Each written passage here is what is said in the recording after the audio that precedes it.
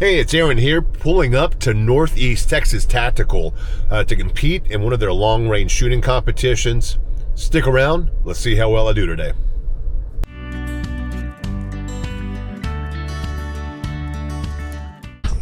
All right, here at North Texas Tactical. No video really coming today. The line is a little too packed and the sequence of fire is a little too fast for me to set up cameras properly. So this is it. I'll get some more video here when I can.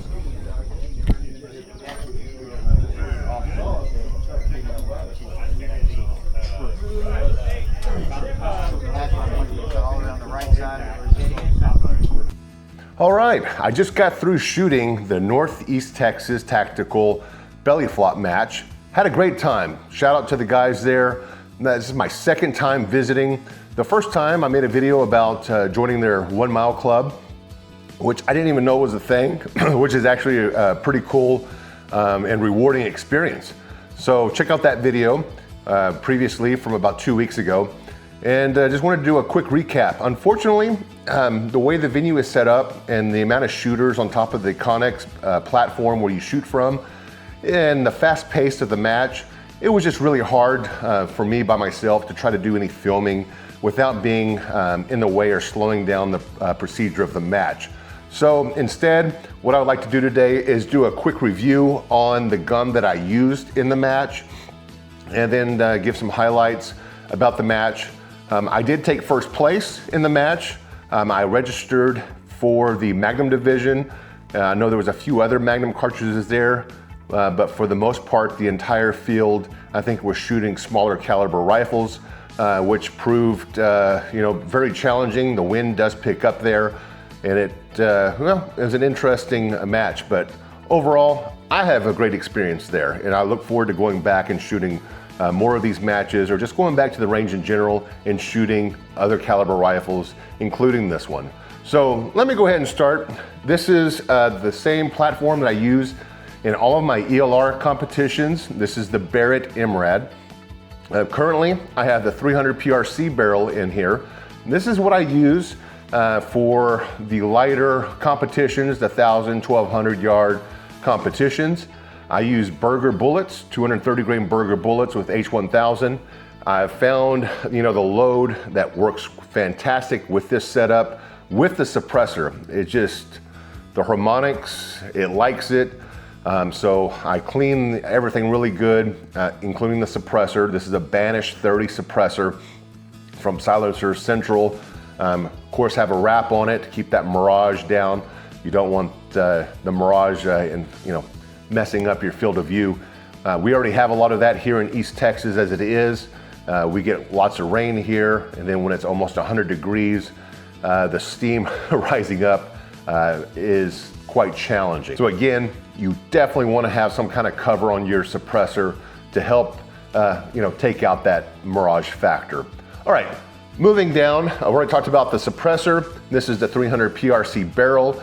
The cool thing about this MRAD, this is the one that has the folding stock. It's not the single mission rifle setup. The single mission rifle setup is just a fixed configuration, no interchangeable barrel. This is the interchangeable barrel system. 2 screws right here that you just loosen up. This barrel pulls completely out. So making it very simplistic to switch out barrels between my 338 Lapua and the 300 PRC barrel here.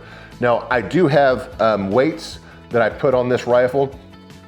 Altogether it weighs, I think, close to about 21.5, 22 pounds.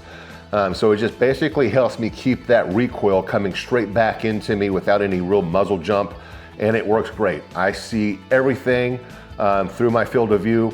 Everyone always assumes shooting either 300 PRC or the 338 Lapua that I'm not seeing anything. Well, in this game, you have to see what you're doing, whether you're having impacts on the edge of the plate, or if you're missing, you've got to see where you miss so you can make adjustments. So definitely got to have the field of view, and I have this within the setup. Accutac bipod, this is their bigger bipod. Don't know the name of it, but I put sleds on it. Again, sleds are needed to keep it from hopping on different surfaces. This pushes the recoil straight back into your shoulder, so that way you can continue on target without missing any misses or impacts. This is the option that can pan and tilt, which I found it useful at Northeast Texas Tactical because they want you to be pushed all the way up against their firing line as a block, so that for a safety precaution. So I slightly reduced the resistance on this so I can kind of control the tilt or the pan feature to the next set of firing positions to keep me in line and keep this level squared with the firing line. Now this knob keeps you level on target. You adjust this to control your tilt. And I do have a bubble level, so you do want some kind of a bubble level on your rifle. I have an SG Pulse, which I highly recommend.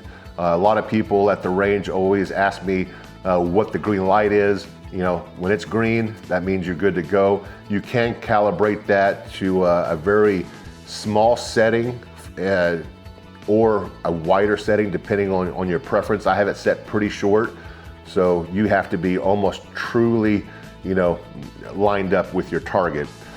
Weights, and moving on to the scope, I have a Night Force Attacker, and this is their 5x25 by 56 F1 reticle is what I like. I like more of a clean reticle instead of the Christmas tree reticle. Again, for my purpose, I dial to everything. I'm not big on using holdovers, so I always make all my corrections by dialing either windage or in my turret elevation, and that F1 reticle works the best for me. So that's what I like to use.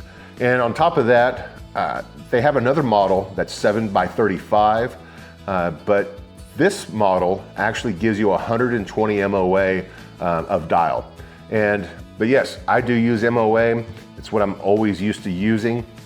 So MOA for me is just what I use. And this is a 0.25 MOA turret. And you know, in ELR, they use target sizes relatable to either 1 or 2 MOA in size. So I can match that up in the reticle and see exactly the reticle and go from there. And it helps me judge any impacts or misses and make my little fine-tuned adjustments right on the fly. So that's why I use MOA. For the base, I decided to go with an Area 419 mount. This mount is amazing. A lot of competitors out there use other mounts. They all run about the same cost. And I just decided, after all the reviews that I did, that Area 419 was the best option for me. They have that brushed aluminum interior that really grips the tube of the scope. And I always check it before every match. Never has this come loose. Always set. Every time I go and torque it back to check, nothing is loose. So props to the guys at Area 419. I do have a backup bubble level here that I use just in case my SG Pulse runs out of battery. But I tell you again, go check out the SG Pulse. It's a small unit and the battery life on it is amazing. I just bring a little battery pack charger with me and slap it on for about 15-20 minutes. And I use this for multiple matches. It lasts, it seems like, for days. I always do turn it off in between firing sequences though. The magazine for this is your standard Barret MRAD magazines. I have this one marked with a little color marker. This is the B cartridge for the 300 PRC. But at the end of the day, I'm not loading bullets in the magazine. In fact, I'm not sure if my bullets would even fit in the magazines. I think they will. I know I have some matches coming up where I might be tempted to put some in the magazine so I can run faster, but I don't know how much faster I can run. I could just single feed and it just stay in the same habit that you've always been using. But I typically single feed, and so it really doesn't matter whether I use the 338 magazine or the 300 PRC magazine because I'm not loading it. The other thing I've done to this rifle is I've changed out the trigger. I have, make sure it's all safe, it is safe. This trigger that came with the Barret MRAD wasn't to my liking, so I had to do some research and I found that makes a trigger for this, so I dropped that trigger in. Very easy to drop in the trigger and replace the trigger on these MRADs. Of course, being a government military spec rifle, everything is very easy to replace. I also updated the grip, so that was just my choice of grip, and I think it's the Ergo grip. I like it. I don't really like a straight vertical grip. I like some cant to it, kind of more in that pistol cant configuration.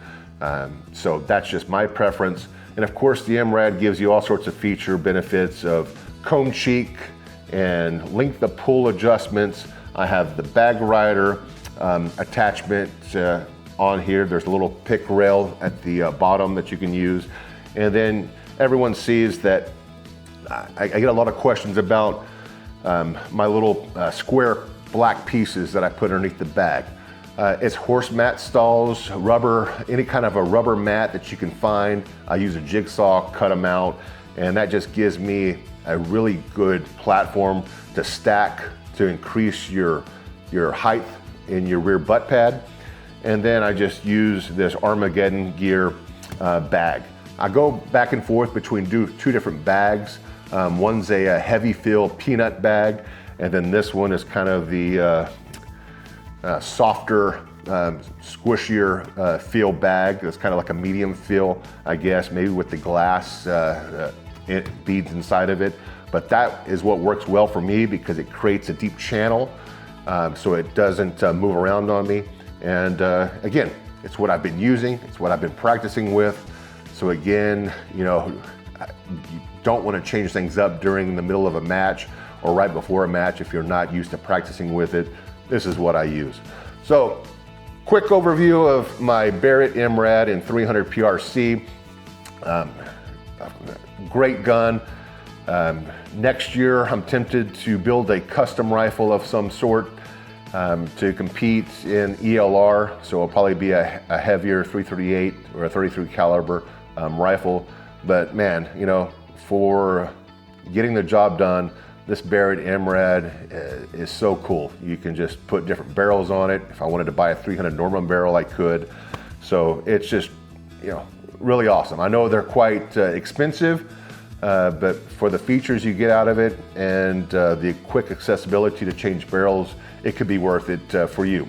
So appreciate you watching. Sorry I didn't have any video for Northeast Texas Tactical BellyFlop match, but again, shout out to those guys. And if you have any questions, drop it in the comments. Please follow, like, subscribe. I know I'm just new at the YouTube, but trying to grow the channel. And as the shooting and ELR competition comes to the end this year around September, stuff will be migrating more into a hunting category. But there will always be shooting content. There will always be a lot of long range content on this channel. And that's really my focus, especially trying to pull more people over to 5/8 Shooting Sports in Frankston, Texas. So check them out. We are doing a current series, 1,000-yard competitions, and I'm hoping that we will continue having new competitions there for long range shooting activities. It's one of the only public ranges in Texas where you can come out and shoot 1,000 yards once you qualify, so please check them out. Again, any questions or comments, drop them below or find me on Facebook at ABTX Outdoors and add me there, and happy to interact with anybody. Have a good day.